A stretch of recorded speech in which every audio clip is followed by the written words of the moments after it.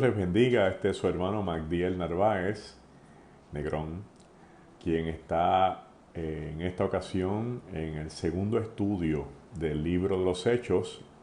Para nosotros es una bendición poder llegar a sus casas a través de este medio todos los miércoles en este estudio sobre el libro de los Hechos.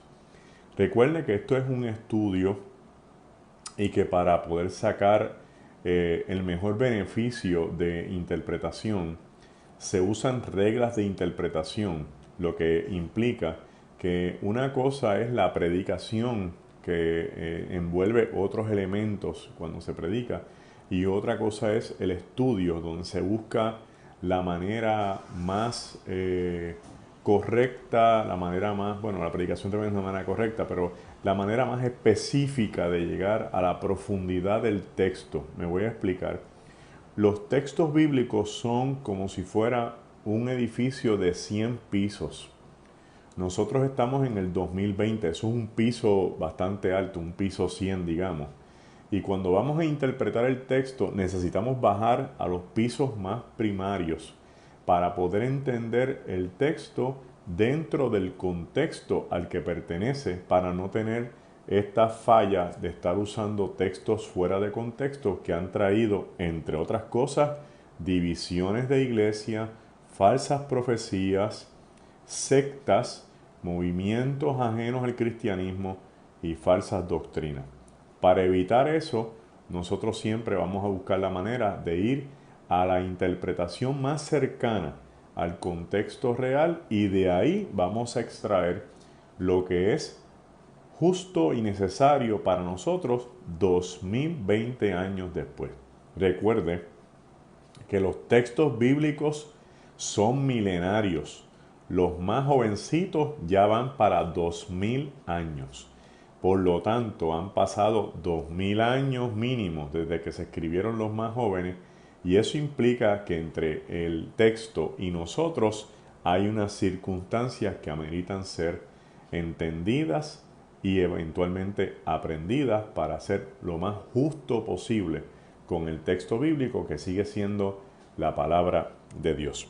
Bien, en la noche de hoy nosotros nos habíamos quedado en el milagro del cojo. O sea, ya el cojo está brincando, dando gloria a Dios y estamos en el capítulo 3 del libro de los Hechos. Para hacer una conexión con el estudio anterior, quiero decirles que este milagro representa el inicio de una iglesia primitiva llena de poder del Espíritu Santo para que se cumpla lo dicho por Jesucristo, que en mi nombre harán cosas más grandes que estas. Y aquí, como Jesús lo dijo, todo lo que Jesús diga también va a tener resonancia y cumplimiento en el libro de los Hechos y en las epístolas de Pablo y en las epístolas universales. Así que tenemos este evento del cojo que estaba en la puerta de la hermosa, a los que Pedro y Juan le dicen crasamente: no tenemos ni plata ni oro, pero de lo que tenemos te vamos a dar. Y le dijeron entonces: levántate en el nombre de Jesús. Extendieron la mano derecha, lo incorporaron, el cojo se incorporó con sus piernas que estaban muertas, ahora están vivas, y de momento empieza a brincar, a correr y a dar gloria a Dios por todo el templo y por los atrios. Este evento también inicia la lucha de poderes, de un lado del Sanedrín judío y del otro lado de la iglesia primitiva dirigida por ahora los apóstoles. Vuelvo a repetir que la palabra apóstol viene del griego apostolos, que significa emisario, enviado, comisionado. A mí me gusta mucho el concepto comisionado porque significa los que comparten una misión. Comisión. Comparten una misión. Este título no se lo pusieron ellos mismos, este título se lo puso la gente Cuando la gente los veía llegar, decían, aquí vienen los comisionados por Cristo, aquí vienen los enviados por Cristo. Y apóstoles en el libro de los Hechos no es un título de jerarquía de autoridad, es un título de ministerio de servicio. Una cosa es tener un título de autoridad donde uno se sienta jefe, director, el dueño, y otro es un título de servicio donde uno es un instrumento en las manos del Señor. Por eso tengo que decirle que cuando vayamos ahora a profundizar en el libro, nos vamos a dar cuenta que los discípulos no se adueñaron de sus ministerios, dándonos a entender a nosotros una lección que se ha perdido en el camino, que nosotros no somos dueños de ningún ministerio. Nosotros lo que tenemos es una oportunidad que Dios nos da para servir en un ministerio que le pertenece al Espíritu Santo. Yo no tengo un ministerio evangelístico, yo no tengo un ministerio de educación, yo tengo una oportunidad que Dios me da en un ministerio del Espíritu Santo para con un talento que también es del Espíritu y con un don que también es del Espíritu, servir y sirviendo, sentirme que estoy contribuyendo con la causa del reino. Vamos a meternos eso bien en la cabeza porque últimamente la gente se quiere adueñar de lo que le pertenece al Espíritu y eso es un peligro inminente porque eso trae el problema del yoísmo y de las competencias ministeriales que existen en las iglesias que están acabando con las oportunidades de servir. Mire, lo más grande en el Evangelio es servir. Cristo se lo dijo a sus discípulos y ahora los discípulos llenos del Espíritu Santo en el libro de los Hechos lo que van a hacer es servir como Cristo sirvió. No podemos ser más que nuestro Maestro. Si el Maestro sirvió, la iglesia tiene que servir. Bien. Ahora, esta lucha entre el Sanedrín judío y el movimiento apostólico de la iglesia primitiva es una lucha de grandes proporciones, porque recuerde que el Sanedrín judío es el que manda arrestar a Cristo y le radica cargos ante el Imperio Romano por un delito llamado sedición para que se pueda dar el elemento de la crucifixión. Esto porque en el mundo judío, en la ley judía, no hay posibilidades de crucificar. La mayor pena que existe en el mundo judío es la lapidación, la muerte por pedradas, o apedreamiento. Pero en el mundo romano existe la crucifixión dentro de unos delitos que son delitos contra el Estado. Así que el Sanedrín judío se las arregló para arrestar a Jesucristo, pero en vez de matarlo ellos bajo la ley judía, apedreándolo por blasfemo o apedreándolo por falso profeta, se van por la línea de llevarlo a Pilato para entonces crucificarlo por el delito de sedición, que es alta traición y capacidad de amotinar gente en contra del Estado romano.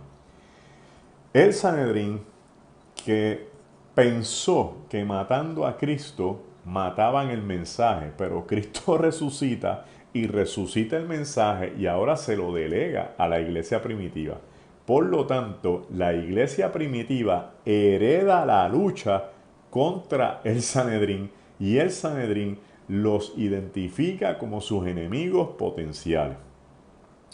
Para algunos hermanos que nos están escuchando esta noche y que tenemos la bendición de que muchos hermanos que nos escuchan están aprendiendo Biblia por primera vez y eso es lo mejor que puede pasar para poder explicarle todas las cosas, ¿verdad?, que les gustaría saber. Sé que algunos se están preguntando en este momento qué es el Sanedrín, qué es eso del Gran Sanedrín y cómo está compuesto esto. Bien, el Gran Sanedrín judío es la estructura religiosa del judaísmo más poderosa de la época.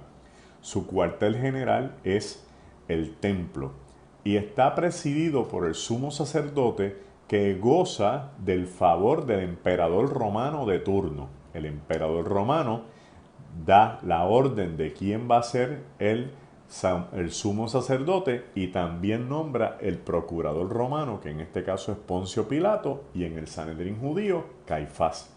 Caifás tiene la obligación de velar a Poncio Pilato Poncio Pilato tiene la obligación de velar a Caifás. El sumo sacerdote tiene entonces un cuerpo cuasi judicial, cuasi legislativo. ¿Por qué? Porque ellos son los que están encargados de enseñar la ley, imponer la ley, interpretar la ley y enmendar la ley, porque la ley se enmienda para beneficio de más atributos que le puedan adjudicar. Más adelante le voy a explicar algunos datos adicionales. Ahora me quiero concentrar solamente en el cuerpo llamado el Gran Sanedrín. El Gran Sanedrín está compuesto entonces por diferentes miembros de los diferentes grupos religiosos de la época de Jesús.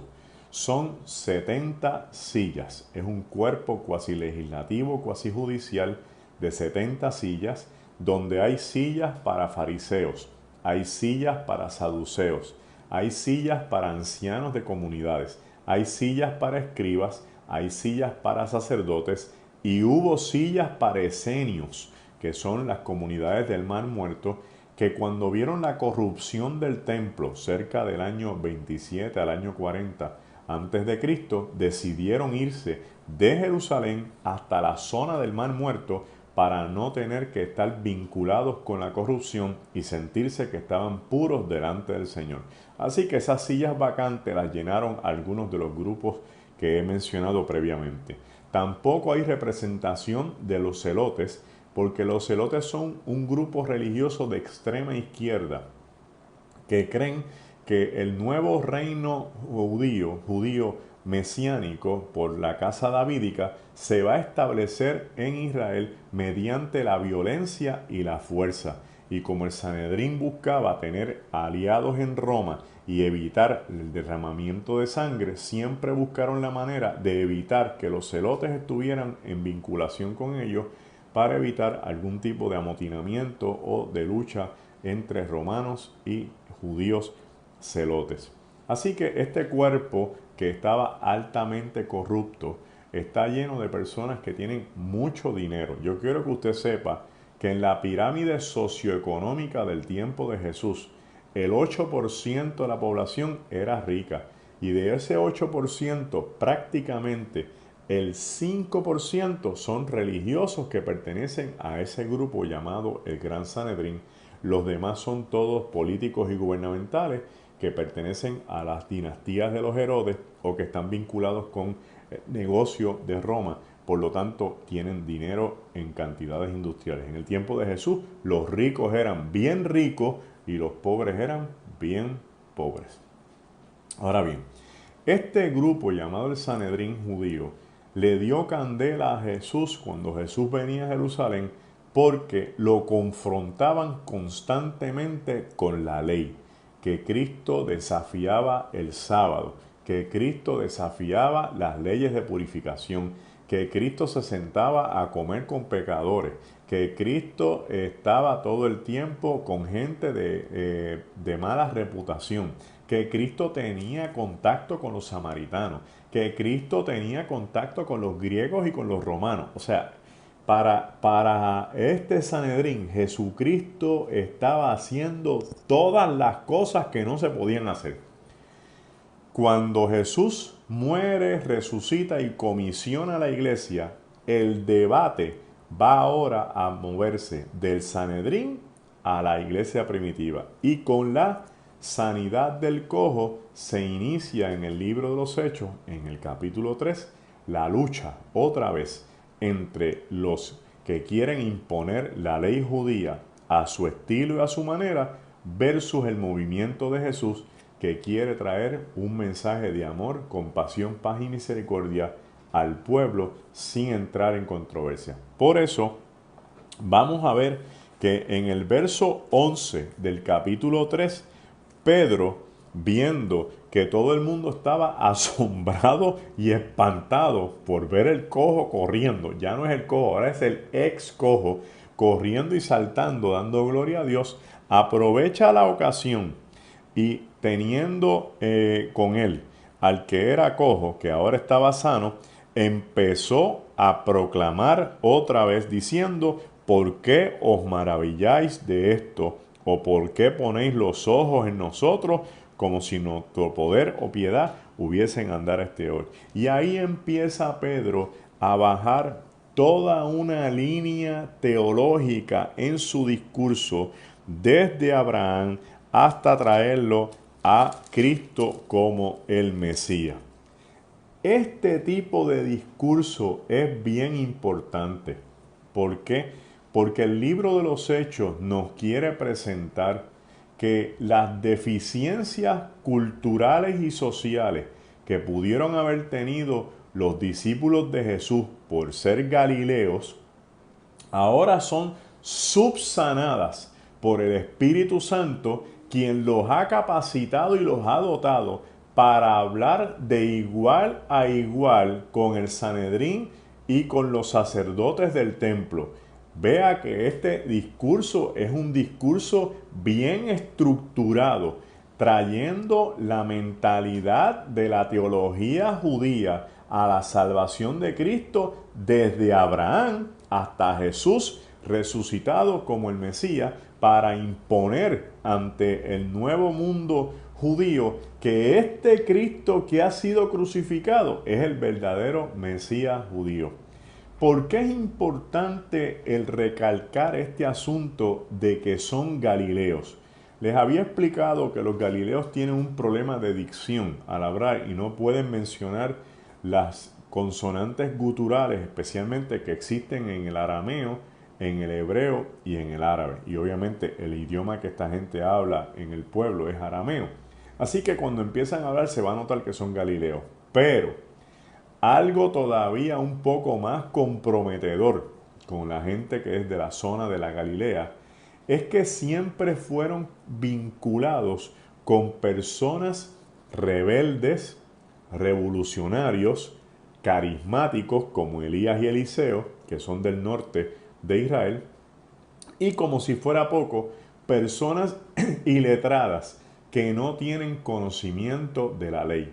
Véase en los primeros capítulos de Juan, cuando Nicodemo confronta a los alguaciles y a los oficiales del templo sobre este Jesucristo que es maestro, que lo confrontan diciéndole: ¿y de cuándo acá tú has visto un Galileo que domine la ley? Entonces, de este mundo totalmente discriminatorio en contra del Galileo, que son gente revolucionaria, que los tienen por analfabetas, que no dominan la ley, que son carismáticos, ahora venir llenos del poder del Espíritu Santo, totalmente dotados y capacitados para desafiar cualquier estructura que se levante en su contra, con tal de proponer y proclamar el reino y el señorío de Jesucristo. Tengo que hacer un paréntesis para decirle que la iglesia ha perdido un poco de terreno en ese espacio, tomándole miedo al ateísmo, tomándole miedo a la filosofía, tomándole miedo a la ciencia, teniéndole miedo al humanismo y teniéndole miedo a muchos discursos que de alguna u otra forma también se nos han metido dentro de la iglesia. Usted no tiene que tener miedo cuando va a hablar de Cristo, porque el día que usted decida hablar de Cristo, recuerde que el Espíritu Santo que está en usted lo va a llevar y a conducir a decir las palabras correctas. No tenga miedo a proclamar a Cristo.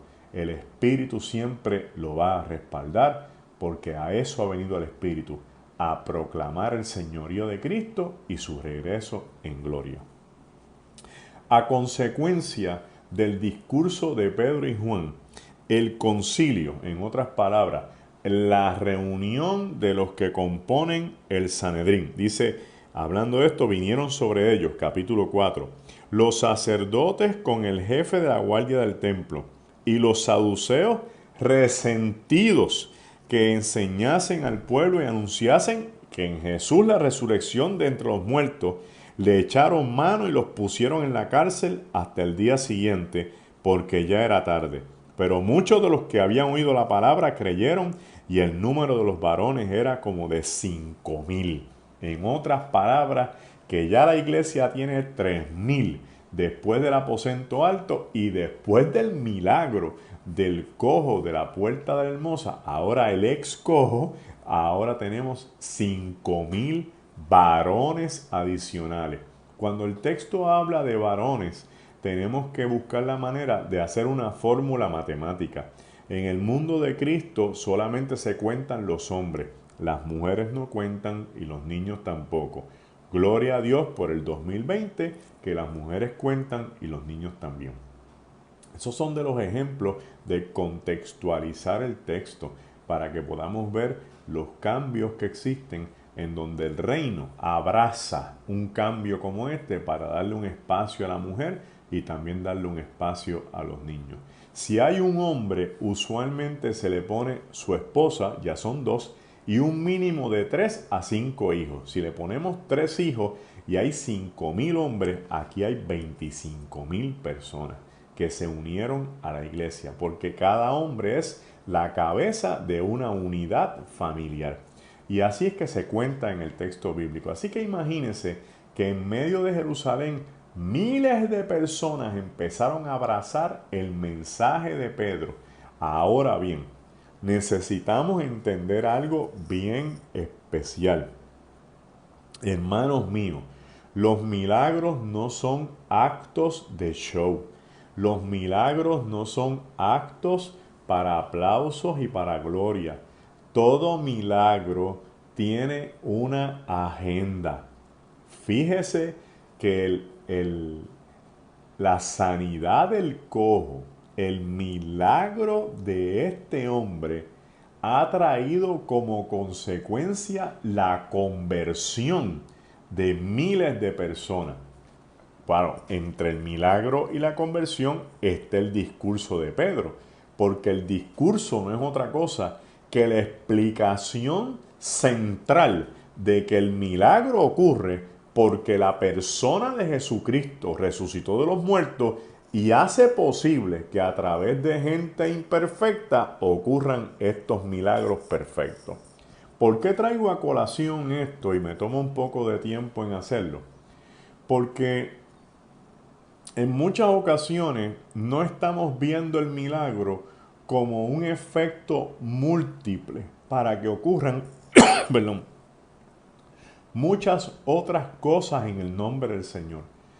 Si algo es debatible en esta vida son los argumentos. O sea, una predicación sola, sin el poder del Espíritu Santo, se presta para el debate, para argumento, la contradicción. Y déjeme decirle que en estos tiempos yo me he sorprendido en gran manera porque donde más controversia yo estoy recibiendo y teniendo es de la misma iglesia. Yo tengo amigos ateos, testigos de Jehová, mormones. Tengo amigos que creen en ciencia y no creen en muchas otras cosas. Tengo amigos que tienen un montón de cosas. Hemos estado juntos compartiendo, hemos comido, tenemos un barbecue, hemos podido jugar dominos en algunos momentos del camino y nos respetamos grandemente todas las diferencias y me dejan hablar de Jesucristo. Cuando a veces hablo de Jesucristo y algo de la iglesia en una red o algo así, el bombardeo principal, faltando respeto, hermano, faltando el respeto de gente que son cristianas. Entonces yo me pregunto, ¿realmente nosotros podemos decir que convertimos la gente con argumentación? No, porque los argumentos siempre tienen contraargumentos, las tesis tienen antitesis. Por lo tanto, este texto nos está diciendo que cuando el mundo está lleno de argumentos, cuando el mundo está lleno de religión, cuando el mundo está lleno de teología, cuando el mundo está lleno del discurso de la academia, cuando el mundo está lleno del discurso de humanidades, lo único que puede hacer que el discurso sea diferente y que ocurra algo es que se meta el Espíritu Santo y haga una obra de milagro, porque el milagro no hay quien lo debata. Entonces, fíjese el orden de las cosas. Ocurre un milagro y a consecuencia del milagro viene el discurso de Pedro y a consecuencia del discurso las conversiones de las miles de personas. Espectacular. Espectacular el estilo y la forma en que el Espíritu Santo empieza a mover todo lo que está ocurriendo. Ocurre el fenómeno de el primer encarcelamiento por la predicación del Evangelio. Pedro y Juan ya sabían, porque Cristo se los había anticipado, que no iba a ser fácil la proclamación del Evangelio y que iban a encontrar resistencia. Pero mire qué interesante, cada vez que en el libro de los Hechos hay un encarcelamiento, esta gente se goza, esta gente ve la gloria de Dios porque ellos entienden que la crisis viene a ser el elemento de triunfo de que están haciendo lo correcto por Jesucristo. O sea, lo que a nosotros nos causaría una preocupación, lo que a nosotros nos causaría una crisis, a esta gente le abren los brazos y la cárcel por Cristo, que venga la cárcel por Cristo, la muerte por Cristo, que venga la muerte por Cristo. Y no les importó nada porque conocían y sabían que el Espíritu Santo los iba a fortalecer en todo proceso con tal de que el mensaje del Evangelio continuara. ¿Cómo una iglesia primitiva iba a crecer si la cobardía y la hipocresía iban a ser el norte de su estilo? Tenía que ser el valor. Y eso está en el capítulo 4, donde cuando ponen en libertad a Pedro y a Juan, la gente viene donde ellos para que tengan confianza y tengan valor para hacerles ver que esta gente no ha hecho nada malo en predicar el Evangelio. Al final del capítulo 4 volvemos a tener el elemento que se repite una vez más, donde todas las cosas las tienen en común y dice, y la multitud de los que habían creído era de un corazón y un alma, y ninguno decía ser suyo propio nada de lo que poseía, sino que tenían todas las cosas en común, y con gran poder los apóstoles daban testimonio de la resurrección del Señor Jesucristo, y por ahí sigue entonces el texto bíblico. Y lo importante del capítulo 4 al final es cuando dice, entonces José, a quien los apóstoles pusieron por sobrenombre Bernabé, que traducido es hijo de consolación, levita natural de Chipre, como tenía una heredad, la vendió y trajo el precio y lo puso a los pies de los apóstoles. Y aquí tenemos ahora otra vez interesante cómo el Evangelio de Jesucristo va saliendo de la aldea, del campesinato, de las regiones rurales y empieza a cautivar clases altas y metrópolis porque es la única forma de bendecir a los que no tienen. Cuando Dios quiere bendecir a alguien, lo único que tiene que hacer es tocar al que tiene para que bendiga al que no tiene. No se estrese pensando cómo Dios lo va a bendecir, por dónde Dios lo va a proveer. Quédese en paz porque esa fórmula Dios la tiene desde el principio del mundo establecida, de que los suyos siempre van a recibir pan y que no ha visto justo desamparado ni su simiente que mendigue pan. Dios es un Dios de provisión primero que de prosperidad. Explico. La prosperidad es aumentar de los bienes que ya existen. O sea, hay algo y de lo que hay se aumenta. Proveer es producir de donde no hay. No había nada y suplió maná. No había nada y se multiplicaron los panes y los peces. O sea, es producir de la nada. Así que el milagro más grande de Dios es proveer y el secundario prosperar. Porque la provisión es donde usted no sabe de dónde va a venir la bendición de Dios y Dios siempre la trae. Aquí Dios toca a Bernabé y Bernabé pone el terreno a disposición de los discípulos y se une al grupo y empieza a ganar terreno juntamente con ellos. En el capítulo 5, verso del 1 al 11, ocurre un fenómeno único en todo el texto bíblico, hermano. Y esto es un misterio bien grande, porque todavía hay preguntas de por qué sucedió esto y de la forma en que sucedió. De un lado, siempre vamos a tener que la gente empezó a vender lo que tenían, a repartir bienes, a compartir. Primero, porque el milagro más grande del Espíritu Santo es el amor al prójimo. Primero, el Espíritu nos enseña a amar a Dios, después nos enseña a amarnos a nosotros mismos y entonces a amar a los demás como a nosotros mismos. Y cuando la iglesia empezó a sentir el impacto del Espíritu Santo, sintieron el amor hacia los demás y vieron que si eran uno en Cristo, no era posible que estos hermanos estuvieran pasando necesidad cuando estos otros estaban en una mejor condición. Así que agruparon esfuerzos y nivelaron fuerzas sociales para que todo el mundo estuviera bien. Lo segundo, que el mensaje contundente de la iglesia primitiva era que Jesucristo regresaba. ¿Por qué?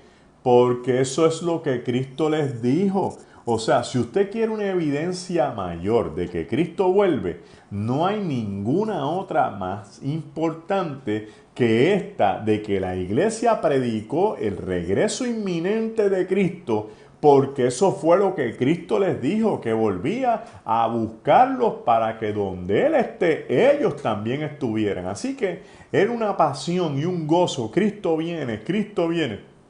Y todo el mundo empezó a vender todo porque Cristo venía.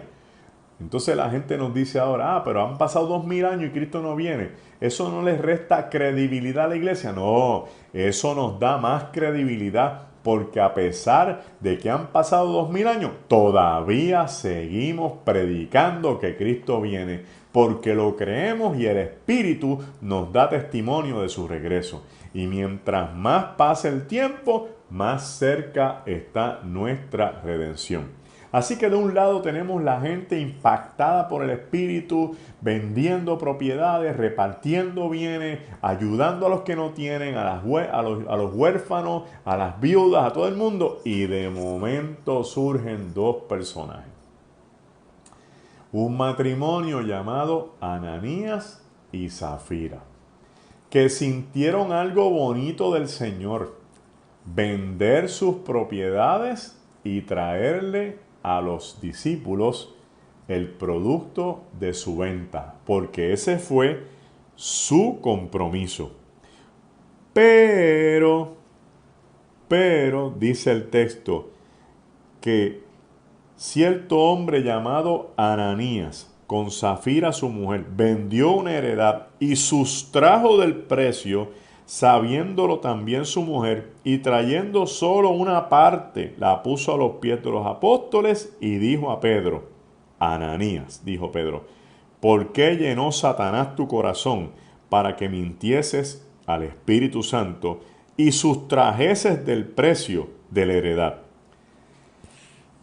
Aquí ocurre algo que tenemos que tomar aprendizaje vital de este proceso. Al Espíritu Santo no se le miente.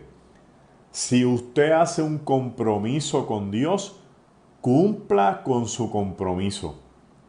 A lo largo y ancho del ministerio en el que he podido servir, he visto muchas personas, y me he visto yo también, haciendo compromisos y pactos con Dios que después no se cumplen.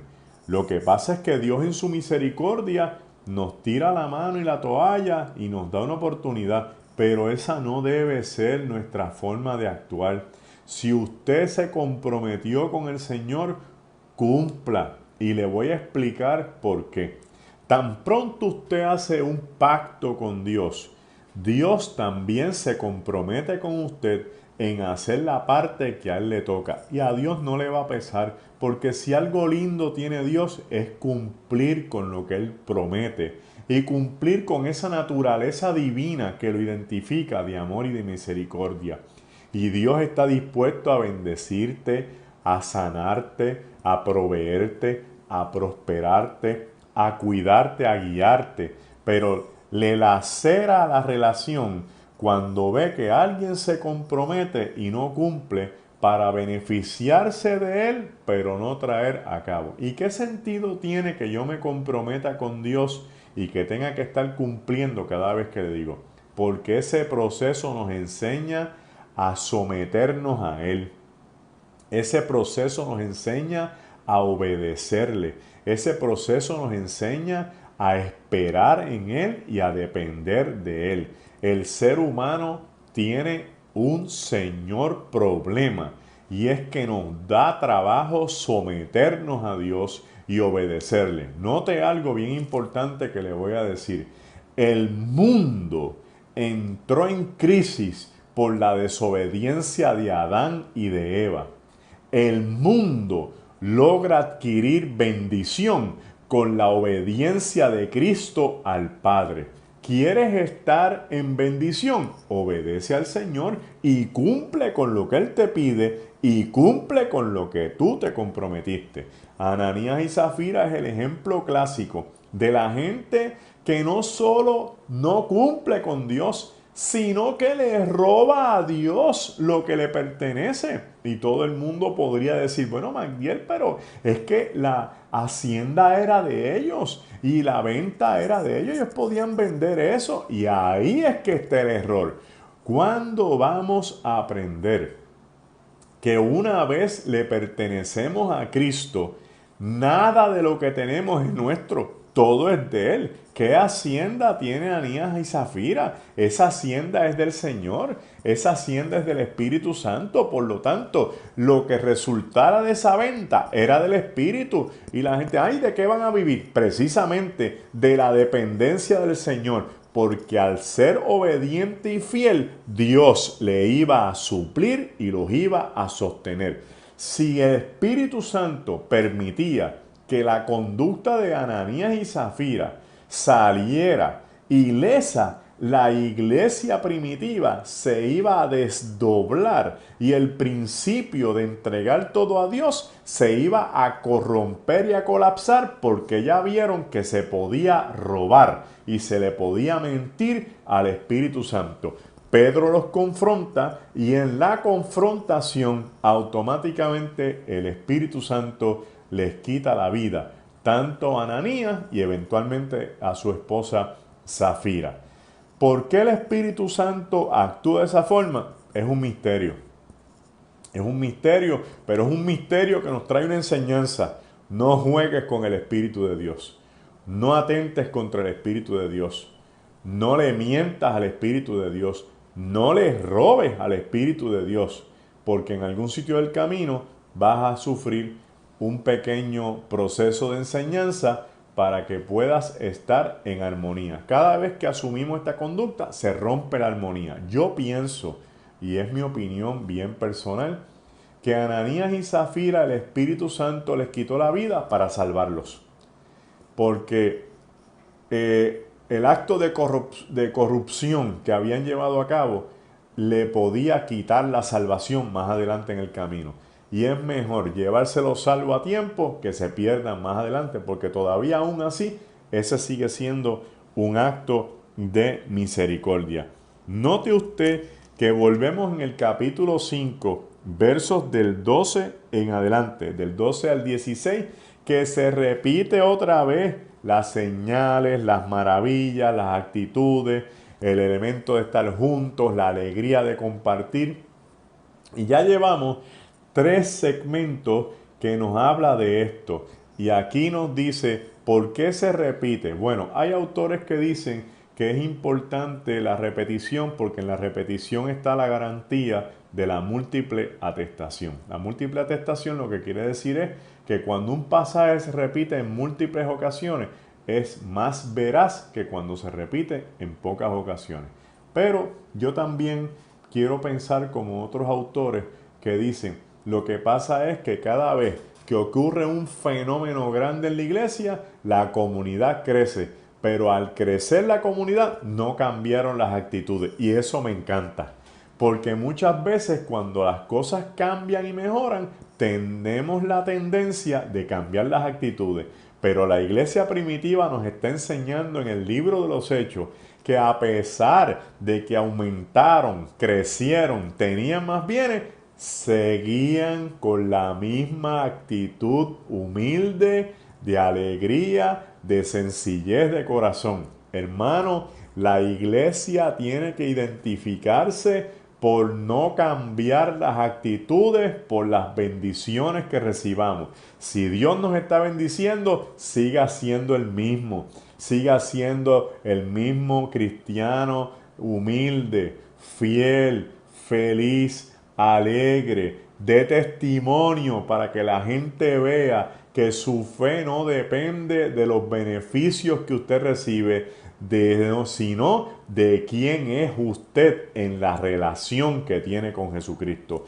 Y este mensaje de la iglesia primitiva después cambió con la historia, pero la base que nos identifica es esa: que no vamos a depender de los milagros, que no vamos a depender de las bendiciones, que no vamos a depender de lo que nos cambie. O sea, mi fe es fe no por lo que tengo o lo que pierdo, sino por lo que soy gracias a la misericordia de Dios en mi vida. Si pierdo algo, gloria a Dios. Si adquiero algo, gloria a Dios. Pero lo más valioso de mi vida, no hay quien me lo quite: el gozo de saber que soy salvo en Cristo Jesús. Eventualmente, el capítulo 5 vuelve la persecución contra Pedro y contra Juan, llevándolos a cabo, ¿verdad?, en un debate bien interesante. Y vuelven al concilio y les dice otra vez en la confrontación: ¿no le dijimos que dejen de estar enseñando en el nombre de este Jesús? Y entonces, obviamente, Pedro no se quedó callado y dijo: es necesario obedecer a Dios antes que a los hombres. Y el Dios de vuestros padres levantó a Jesús, a quienes vosotros matasteis colgándolo de un madero. A este Dios lo ha exaltado con su diestra por príncipe y salvador, para dar a Israel arrepentimiento y perdón de los pecados. Y nosotros somos testigos suyos de estas cosas, y también del Espíritu Santo, el cual ha dado Dios a los que lo obedecen. ¿Y qué pasó? Que se enfurecieron y querían matarlos. Entonces, aquí, este es un detalle bien importante en el libro de los Hechos y que se pasa por alto bien fácil. Oiga bien, el verso 34: levantándose en el concilio un fariseo llamado Gamaliel, doctor de la ley, venerado de todo el pueblo, mandó que sacasen fuera por un momento los apóstoles y luego dijo: varones israelitas, mirad por vosotros lo que vais a hacer respecto a estos hombres, porque antes de estos días se levantó Teudas, diciendo que era alguien. A este se unió un número de 400 hombres, pero él fue muerto y todos los que le obedecían fueron dispersos y reducidos a nada. Gamaliel trae una historia de líderes que se levantaron en la época, que tenían seguidores, pero que tan pronto mataban al líder, todo el mundo se dispersaba. Ahora él está diciendo: este grupo, que son los seguidores de este Jesús Nazareno, que todo el mundo vio cómo lo crucificamos, siguen insistiendo en la doctrina de él y creyendo y proclamando que este es el Mesías. Y Gamaliel les dice en la entrelínea: cuidado, que no vayamos a atentar contra Dios. Los azotaron y los soltaron. Pero ¿por qué les dije ahorita que este es el dato importante? Porque este Gamaliel es el maestro de Pablo. Este Gamaliel es el que entrenó a Pablo en la ley. O sea, todo lo que Pablo sabe se lo enseñó este maestro, que es uno de los hombres más venerados en todo Israel, al punto que logró convencer a este concilio para que en vez de matar a Pedro y a Juan, los dejaran libres. Lo que pasa es que los demás, pues vamos a azotarlos, y los azotaron. Pero como quiera, su palabra fue tan poderosa que logró contrarrestar a Anás y a Caifás y al resto de los sacerdotes. ¿Por qué digo que esto es importante? Porque cuando venga la muerte de Esteban, yo les voy a traer un dato conectando a este Gamaliel con el apóstol Pablo. Sucede entonces en el capítulo 6, y espero que nos estemos gozando, como yo me estoy gozando, porque cada vez que yo leo esto, aprendo algo más también. En el capítulo 6, el subtítulo dice elección de 7 diáconos. Y algo bien interesante, porque aquí se crea una pequeña lucha donde creció el número de los discípulos. Oiga bien lo que dice el libro de los Hechos. Creció el número de discípulos. No creció el número de creyentes, no creció el número de seguidores, creció el número de discípulos. El creyente cree, pero va y viene. El seguidor sigue para ver qué sucede. El discípulo echa raíces, crece, madura, no se mueve, es fiel hasta lo último y está en continuo proceso de aprendizaje. ¿Por qué las iglesias no crecen? Porque están llenándose de seguidores y creyentes y no de discípulos. Los creyentes y los seguidores no hacen discípulos. Los discípulos hacen discípulos. Los discípulos traen discípulos. Los discípulos crecen con los discípulos. La magia no existe en la iglesia. Lo que existe es un proceso de discipulado para que las personas crezcan. Y la primera clase del discipulado es entender que Cristo, además de ser Salvador, es Señor, dueño y amo de nuestras vidas. Y ahí empezamos a discipularnos en que ya no vivo yo, vive Cristo en mí. Y en el capítulo 6, el grupo de discípulos creció tanto, pero hubo un problema. El espíritu de murmuración, que es un pecado, de los griegos se levantó en contra de los hebreos, porque las viudas de aquellos eran desatendidas en la distribución diaria. Hubo un rumor, hubo un murmullo. El murmullo, la murmuración no es buena, pero lo que estaba pasando era real. Que las viudas y los huérfanos de los hebreos, de los judíos, recibían primero y lo que sobraba se quedaba para las viudas de los griegos y estaban siendo desatendidas en la distribución. Note usted la estrategia de la iglesia cuando estamos llenos del Espíritu Santo.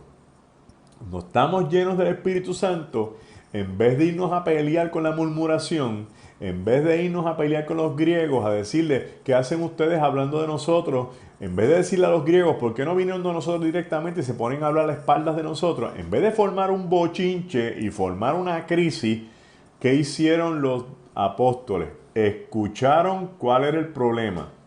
Segregaron el chisme y la murmuración del problema y atendieron el problema. Eso hacen las personas que están llenas del Espíritu Santo. Segrega el chisme, segrega la murmuración y se centra en el problema. Y como había un problema real, dijeron, miren, este problema tiene dos cabezas. ¿Cuáles son las dos cabezas? Que nosotros no nos podemos dedicar a atender la distribución de los hebreos y los griegos porque desatenderíamos la proclamación, que es a lo que Cristo nos llamó. Por lo tanto, para no desatender a lo que Dios nos llamó y resolver el problema de que las viudas de los griegos estén bien atendidas, vamos a nombrar 7 hermanos entre los discípulos. Y volvemos a lo mismo. Dice, buscad pues, hermanos, de entre vosotros a 7 varones de buenos testimonios, llenos del Espíritu Santo y de sabiduría, a quienes encarguemos este trabajo. Y nosotros persistiremos en la oración y en el ministerio de la palabra. Y agradó la propuesta a toda la multitud. Y escogieron a Esteban, que era un varón lleno de fe y del Espíritu Santo, a Felipe, a Prócoro, a Nicanor, a Timón, a Pármenas y a Nicolás, prosélito de Antioquía. Y con este grupo empezaron a atender el problema. Fíjense qué cosa más interesante. Los discípulos llenos del Espíritu dicen, espérate, si nos ponemos a atender este problema administrativo, dejamos de atender la misión espiritual. Aquí tenemos otra enseñanza de la iglesia primitiva. A veces nos desenfocamos de dejar a lo que nos llamaron a hacer para hacer algo que puede hacer otro hermano. No se desenfoque. No desatienda su viña. No abandone su lugar en su ministerio. Yo este pasaje siempre lo he amarrado con cuando Cristo dijo, la mies es mucha y los obreros pocos. Oren al dueño de la mies para que traiga más obreros. Fíjese que Cristo no dice, miren a ver qué están haciendo los otros obreros que no están trabajando. Pónganse a criticar y díganme quién es el que está haciendo lo que no está haciendo. No. Usted tiene que hacer lo que lo mandaron a hacer.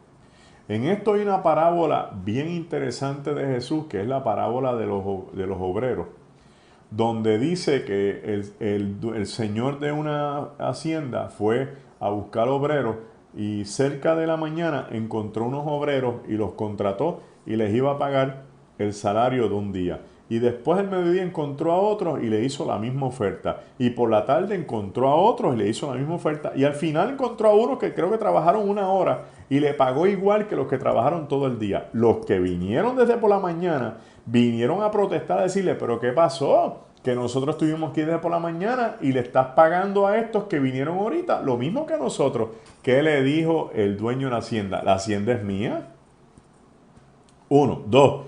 Yo le pagué a ustedes lo que le prometí un denario y un denario se acabó, yo no prometí nada más que eso. Aquí manda el Señor y nosotros tenemos que obedecer primero al Señor que a los rumores, a las murmuraciones y a los murmullos de la gente que a veces lo que traen son controversias y nada de las cosas del Señor. Este es un buen ejemplo para poder evaluarnos y decir si estamos haciendo lo que tenemos que hacer. Y entonces lo otro que le quiero decir es que este Felipe que está en este grupo de diáconos no es Felipe el discípulo, es otro Felipe que contrataron y consiguieron dentro de la gente que estaba entre ellos. ¿Por qué? Porque el Felipe original pertenece al grupo de los 12 que seleccionó los diáconos. O sea, él no iba a dejar de proclamar para convertirse ahora en un diácono de la iglesia. Tenemos a Felipe el diácono y tenemos a Felipe el apóstol, que más adelante lo vamos a ver cuando se enfrente a el eunuco etíope.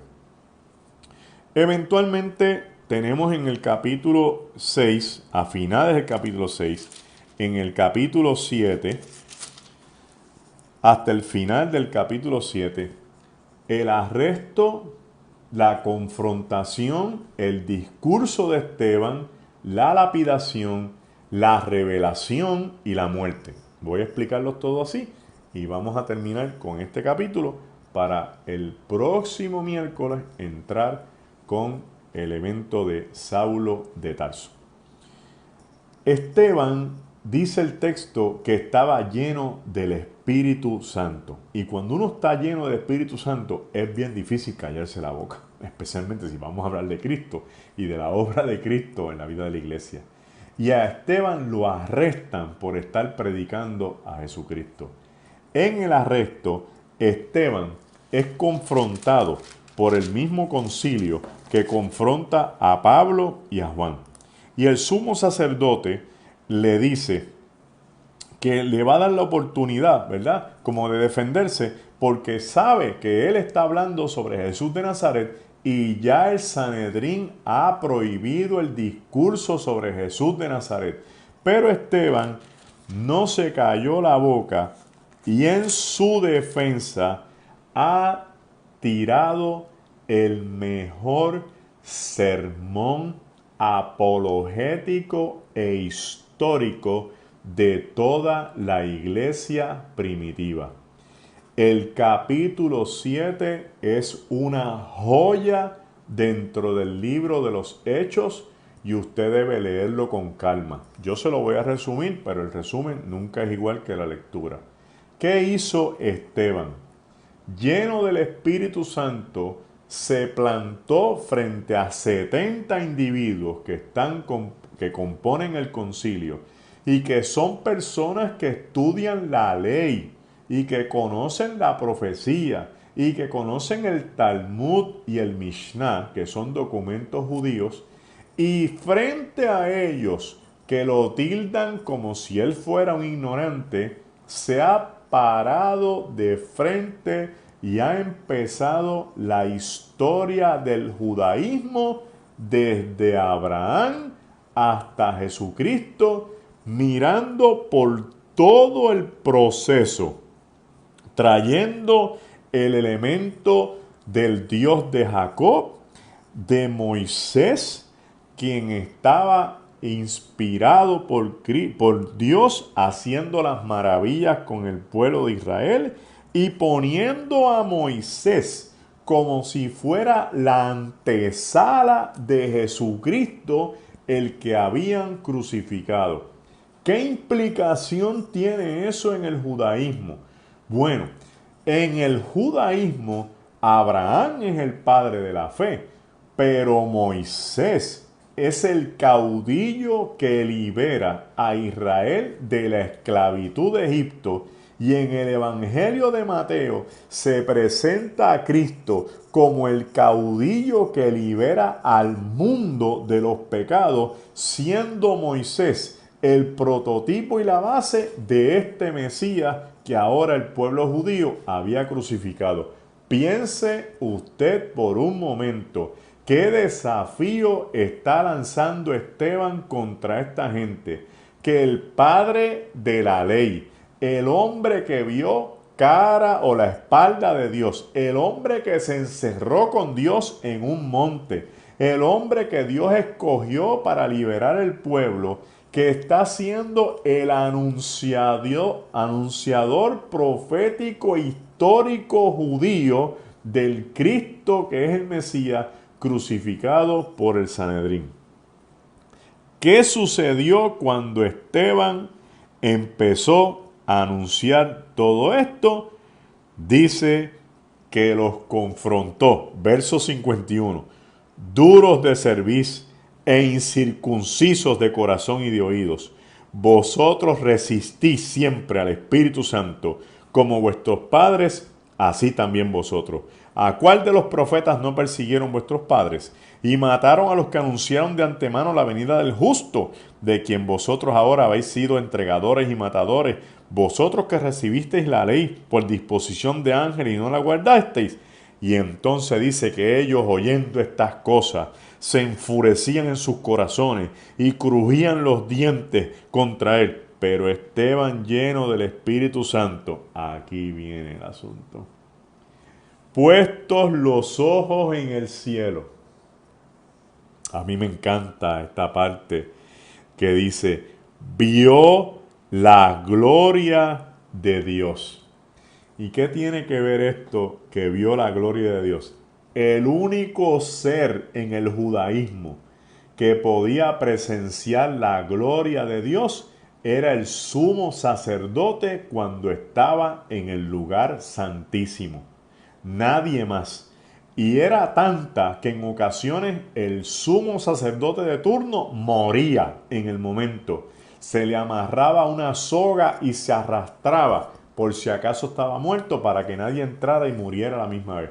Y el texto ahora nos dice que Esteban, lleno del Espíritu Santo, puesto los ojos en el cielo, vio la gloria de Dios. En hebreo se llama el Shekinah, la presencia absoluta de Dios. Yo creo que Esteban fue lleno de la presencia de Dios en ese momento y dice, y a Jesús que estaba a la diestra de Dios.